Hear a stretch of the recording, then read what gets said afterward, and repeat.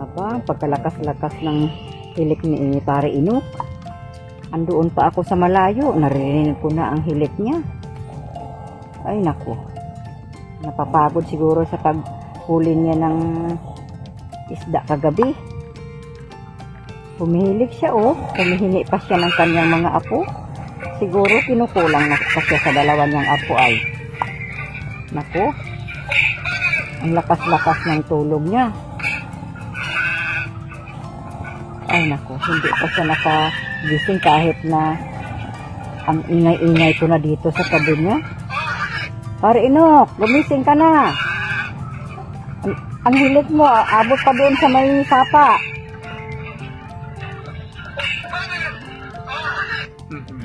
Ay nako, lumalaway ka na sa kakatulog mo.